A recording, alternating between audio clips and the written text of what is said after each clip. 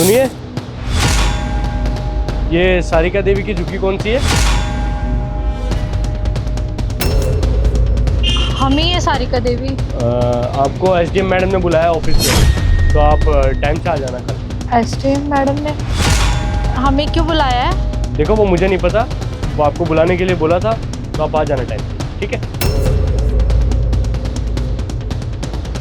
नेहा बहू, ये SDM madam ने हमें क्यों बुलाया है? पता नहीं मम्मी क्यों बुलाया है, कहीं हमसे कोई गलती तो नहीं हो गई? कैसी गलती होगी हमसे? हमने यहाँ पे जो घर बनाया है इसका अनुमति लिए थे ना। हाँ, मैं खुद करवा के आई हूँ साइन। साइन कराए हैं, अनुमति ली है, तो फिर काहे बुलाए हैं? ये तो चल के देखना पड़ेगा। चल तू भी चल मेरे साथ।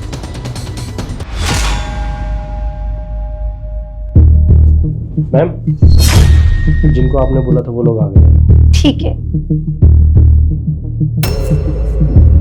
पता नहीं क्यों बुलाया हमें मैडम ने। दीदी आप? ये तो रूबी है। रूबी बेटा। मौसी।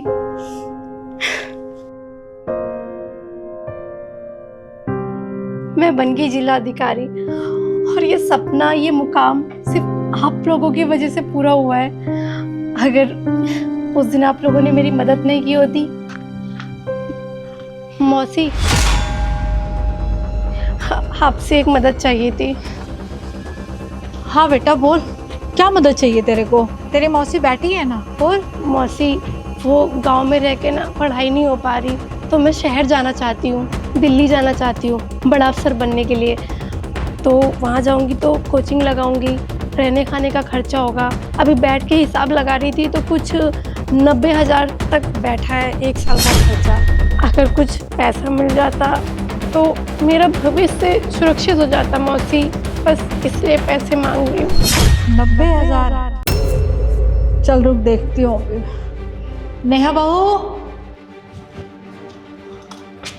जी मम्मी जी। नेहा बहू, अपने पास घर में पैसा कितना पड़ा होगा?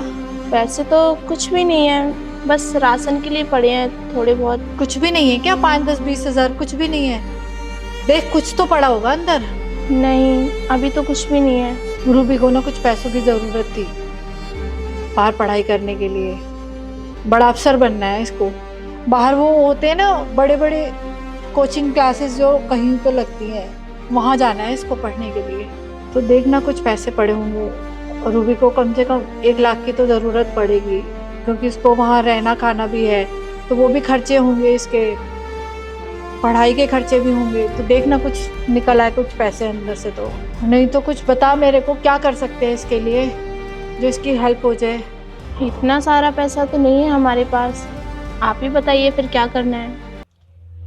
अपना मंगलसूत्र गिरवी रख सकती हो क्या? हमारा मंगलसूत्र? ये तो हमारी शादी की आखिरी निशानी है। मुझे पता है नेहा बहू, तेरे लिए ये मंगलसूत्र बहुत कीमती है, पर रूबी की जिंदगी का सवाल है। और तुझे तो पता है ना, इसके माँ बाप तो है नहीं, जो कुछ है हम लोग ही हैं। और ये अपना सपना कैसे पूरा करेगी अगर हम भी इसका साथ नहीं देंगे? तो इसको बेचना नहीं है, बस कुछ समय के लिए गिरवी रखना है। और अगर वो नहीं भी छुड़वा पाई तो जब ये अफसर बनी जाएगी तो ये तेरे लिए एक नया बनवा देगी। इतना तो हम कर ही सकते हैं ना रूबी के लिए, वो भी तो हमारी बेटी है, और फिर उसकी पूरी जिंदगी का सवाल भी है। सही बोल रही हैं आप। अच्छा रुकिए। भाभी रुको।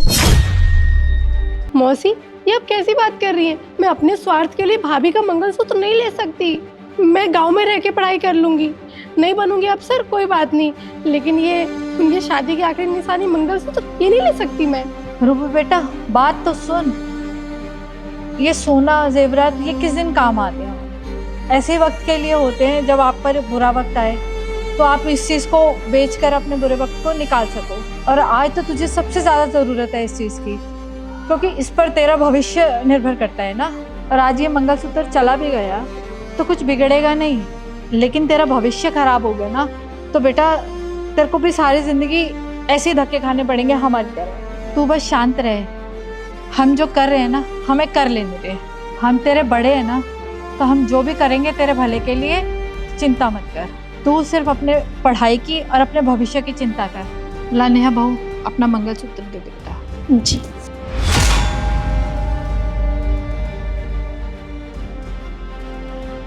लीजिए मम्मी जी।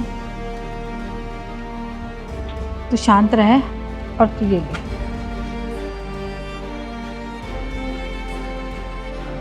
ये रख और तू जाकर अपनी पढ़ाई कर और मेरा और अपनी भाभी का नाम रोशन करके आई हो, और हमारा आशीर्वाद हमेशा तेरे साथ है।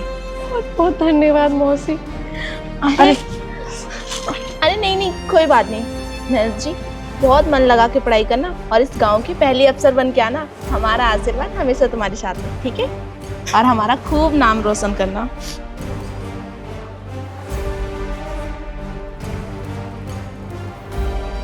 तो आज मैं इस जगह नहीं खड़ी होती, कहीं मेरी शादी हो चुकी होती और किसी गांव में मैं ऐसी धक्के खा रही होती। ये एहसान तो मैं पूरी जिंदगी नहीं चुका पाऊंगी। भाभी, ये आपका वो मंगलसूत्र, इसकी वजह से ही आज मैं इस मुकाम पे खड़ी हूँ। अगर आपने इतना बड़ा बलिदान नहीं किया होता तो आज मैं शायद इस मुकाम पे कभी नहीं खड़ी हो पाती।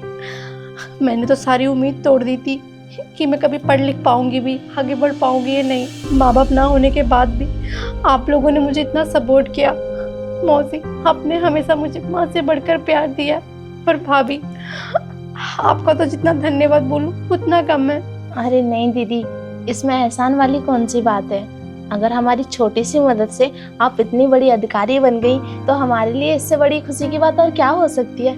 और दीदी, वो कहते हैं ना, हम इंसान तो एक जरिया होते हैं, करने करवाने वाला तो बस ऊपर वाला ही होता है ना। तो आप माफ़ी मत मांगिए हमसे किसी भी चीज़ के लिए, हमें अच्छा नहीं लगेगा। हमने कोई तेरे पे एहसान नहीं किया है, तो हमारी अपनी औलाद है, हम मेरी अपनी बेटी है, तो मैंने अपनी बेटी के लिए किया है जो भी किया है। मेरा सीना चौड़ा कर दिया तूने, इतनी खुशी दी है कि मैं संभाल नहीं पा रही हूँ। इतनी खुश हूँ, पूरे गांव में मेरा सर ऊंचा कर दिया है। आज सारा गांव तुझे इस नाम से पुकारेगा, SDM रूबी।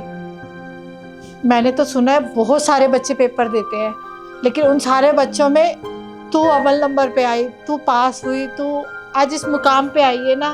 मैं तुझे बता नहीं सकती मैं कितनी खुश हूँ। मौसी, ये तो आपका बड़प्पन है कि आप इसको अपना फर्ज गिन रही हैं और एहसान नहीं। यहाँ तो इस दुनिया में कोई अपना भी अपनों के लिए खड़ा नहीं उतरता जितना ये मौसी मेरे लिए खड़ी रही। मौसी माँ से बढ़कर होती है, ये आज आपने साबित कर दिया। मैं किस मुंह से आप लोगों का धन्यवाद बोलूं। मैं चाहती तो दूसरा मंगलसूत्र ले आती, लेकिन भाभी, इस मंगलसूत्र से आपकी भावनाएं और आपका प्यार जुड़ा हुआ था, इसीलिए मैं यही लेकर आई हूँ। चाहती तो नया खरीद के दे सकती थी, लेकिन नए में वो आशीर्वाद और वो प्यार नहीं होता। अब आपको वो गरीब वाली जिंदगी जीने की कोई जरूरत नहीं है। आपके लिए एक नया घर और नई गाड़ी मैंने खरीद ली है। आज शाम को उसका उद्घाटन करते हैं। मैं अभी चलती हूँ, फिर आती थोड़ी देर में। आप बैठी जब तक यहाँ पे आराम से। कोई भी जरूरत हो तो यहाँ पे पीऊँ ना, उसको बोल देना, चाय पानी खाना सब ला के दे देगा। वैसे मैंने उसको सब समझा दिया है। आप लोग बैठिए, हम अभी आते हैं।